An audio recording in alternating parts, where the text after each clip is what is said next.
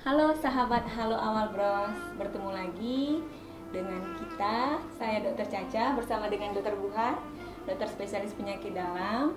Nah, kali ini karena juga kita masih di era pandemi COVID-19, masih banyak nih akan ada perubahan-perubahan yang akan kita rasakan, Dok. Betul. Tidak ada lagi buka bersama, Betul. tidak ada taraweh bersama. Iya. Kalau saya nunggunya ngabuburit bersama, itu juga sudah tidak ada. Mungkin semua diganti dengan acara di rumah saja secara virtual. Iya. Namun tetap bagaimanapun perbedaan Ramadan kita kali ini tetap kita sambut dengan bersukacita dan juga tentu saja tetap sehat. Begitu, Dok? Setuju, Dok? Setuju. Cocok sekali.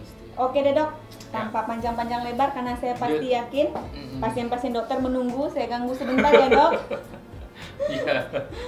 Yang pertama, Dokter, Nah, kiat sehat menuju Ramadan. iya. Nah, pasien-pasien ini kan ada sebagian yang juga nggak mungkin kalau setiap bulan nggak ke rumah sakit. Iya. Ada pasien diabetes, pasien hipertensi, Iya. asam urat, kolesterol, stroke, cuci darah. Yang juga mungkin ada penyakit-penyakit seperti nggak juga terlalu berat atau kronis, juga mungkin ada penyakit gangguan lambung yang mengakibatkan mereka mau nggak mau harus tetap kontrol ke rumah sakit. Oke. Nah, kira-kira dari dokter untuk pasien-pasien dengan penyakit-penyakit tersebut, apakah mereka memiliki kewajiban untuk kontrol ke rumah sakit atau bagaimana, Dok? Mohon pandangannya, Dok. Oke, ya. Terima kasih Dokter Caca ya. Pertama saya menyapa Assalamualaikum warahmatullahi wabarakatuh. Marhaban ya Ramadan, ya sebentar lagi Ramadan akan tiba.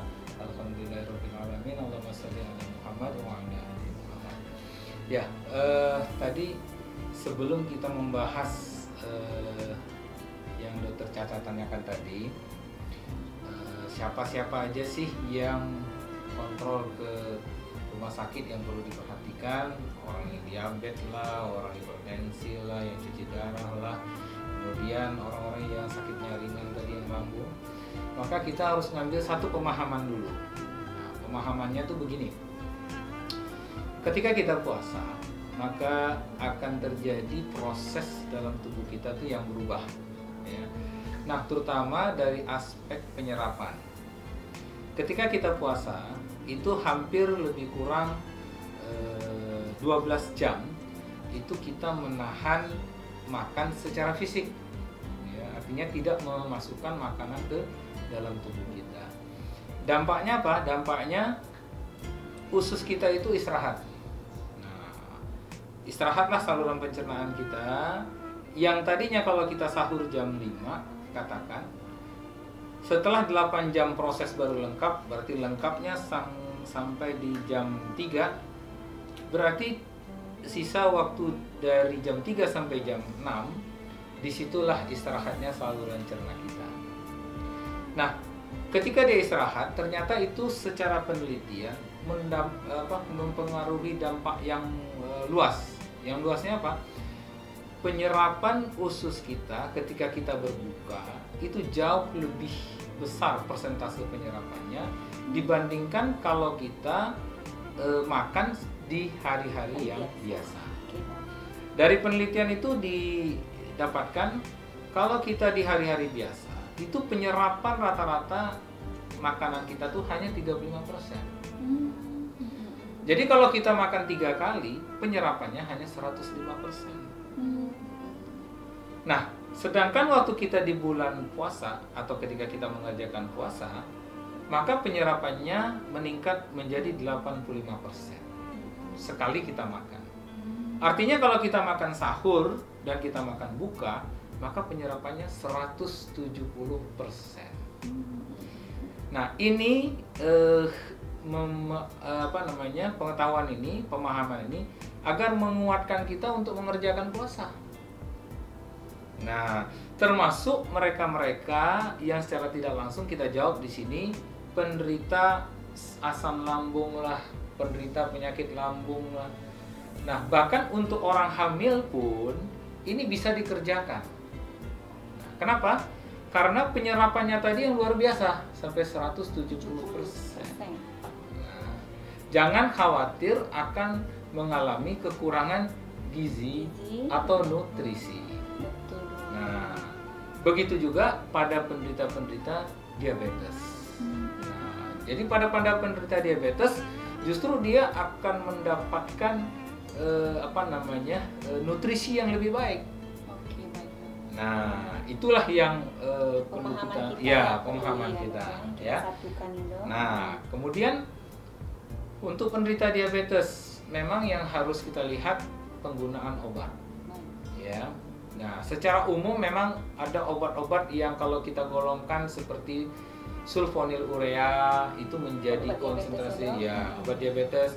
Nah, mereka-mereka yang diabetes menggunakan sulfonylurea seperti glimepirid, glibenclamid, ya, kemudian gliquidon, ya, diamikron.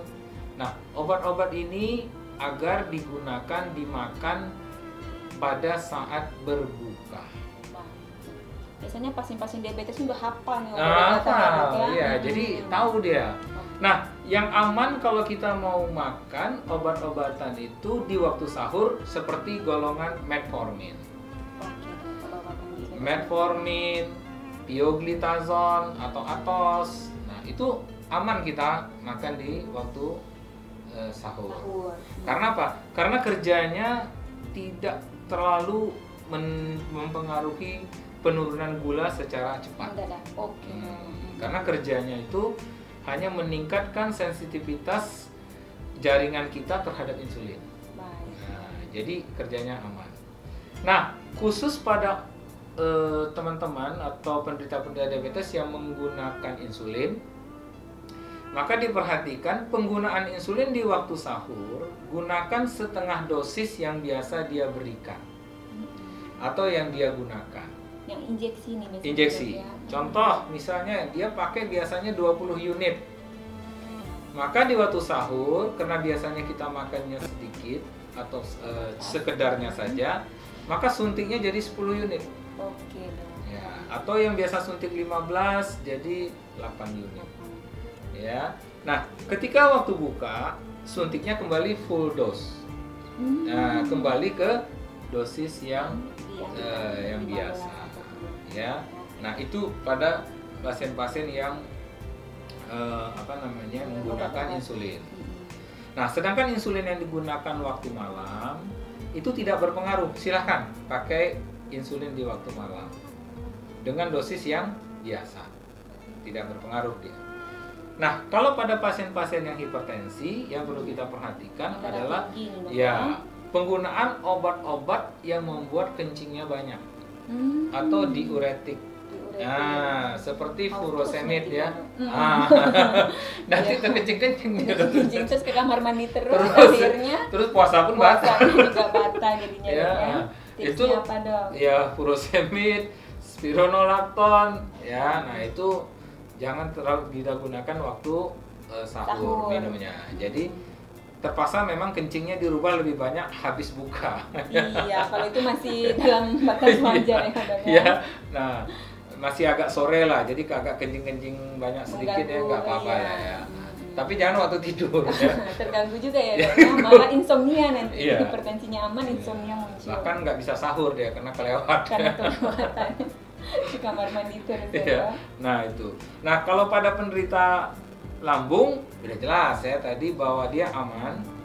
Nah ini sering saya dapat pertanyaan nih, Dr. Caca, di samping mungkin yang Dr. Caca tanyakan tadi. Dok, kalau saya penyakit lambung itu mah saya kambuh apa tidak? Iya, betul dong. Jadi alasan nih kadang-kadang kepada jadi akhirnya nggak puasa ya. Sakit lambung saya dok, saya nggak puasa. Gimana pandangan dokter dok? Jadi kita pahamkan dulu bahwa ketika kita makan sesuatu atau mencerna sesuatu, maka secara otomatis asam lambung kita akan keluar. Meningkat tuh artinya dok ya? Meningkat. Nah, contoh lah misalnya Dokter Caca mau ngajak saya, Dokter Buhar kita makan sate yuk. Ya. Belum lagi ke tempat sate, itu asam lambungnya udah keluar. Iya, karena membayangkan langsung sate ocurumba itu kita harus support. Nah, itu langsung membayangkan kuah-kuahnya bersama kerupuk naik asam lambung. Padahal belum di depan mata. Benar. Nah, apalagi kalau dimakan. Sudah sepasti lah semakin asam lambungnya makin banyak. Nah, Kalau pada orang yang menderita lambung, kan selama ini asumsinya harus sering makan. Betul dok, tepat waktu. Kalau dia sering makan, maka asam lambungnya akan sering keluar. Apa yang terjadi? Terjadilah penumpukan asam di dalam lambungnya. Nah, penumpukan asam lambung di dalam lambung itu berdampak apa? Dia akan mengikis dinding lambung yang menimbulkan rasa perih Iya, atau nyeri, bahkan menimbulkan peradangan pada dinding lambung. lambung. Nah, berbeda kalau waktu kita puasa, justru kita mengistirahatkan. Nah, sehingga asam lambungnya nggak keluar. Mulai kita niat di waktu sahur sampai waktu kita berbuka, sepanjang waktu itulah tidak ada asam lambung yang keluar. Nah, jadi sehingga untuk orang yang penderita lambung melakukan puasa justru sangat aman dan menyembuhkan penyakit lambungnya. Ada satu pertanyaan dokter, Betul. titipan saat saya mau kesini tadi dok. Ya. Ada menitipnya, titipnya takjil kayak gitu ya. Oh, iya. Ini malah titip. Itu pertanyaan. Dokter, Ah. nah selama bulan puasa tentu saja kita intake-nya kurang. Oke. Intake makannya kurang, intake minumnya kurang. Nah, sedangkan di satu sisi kita disuruh untuk meningkatkan daya tahan tubuh, berjemur, minum vitamin, makan Iya. makanan dengan pola yang sehat, tidur yang Iya. cukup. Nah, apakah berpengaruh nggak tuh dok? Tambah lagi minumnya kurang, dehidrasi dok, lemes, daya tahan tubuh turun. Iya, iya. Apakah ada dampaknya selama COVID ini dengan nanti kita akan berpuasa dok? Insya Allah tidak.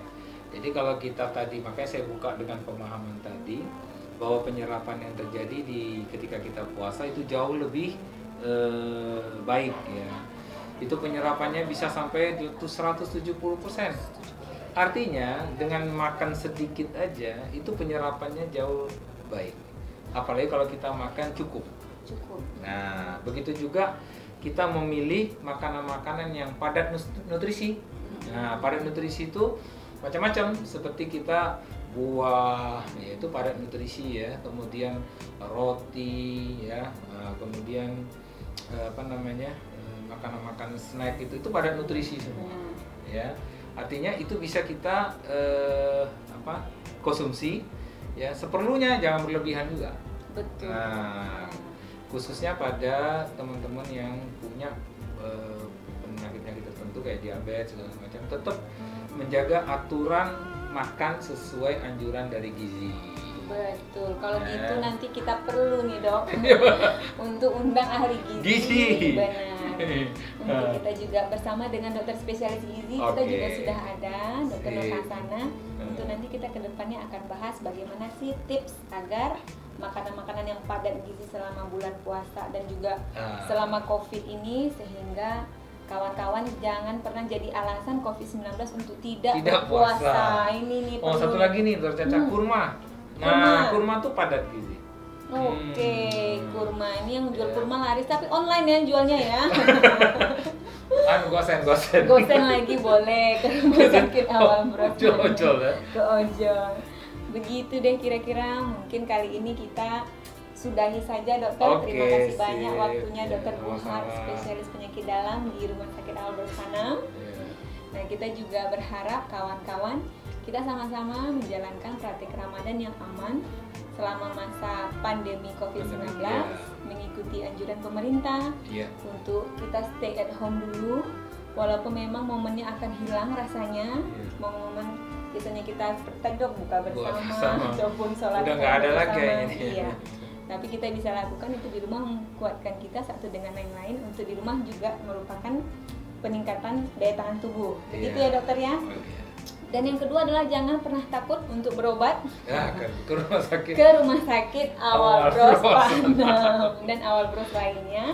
Kenapa? Karena paling tidak sesuaikan dosis sesuai dengan anjuran dari dokter. Tadi anjuran pemerintah, sekarang juga anjuran dokter dan anjuran pemuka agama. Mungkin begitu saja dari kami. Dari Rumah Sakit Awal Bros Panam. Kami pamit. Terima kasih sudah stay in di Halo Awal Bros. Dok, kita service with love nih dok. Gitu ya. Awal Bros Panam, stay service with love.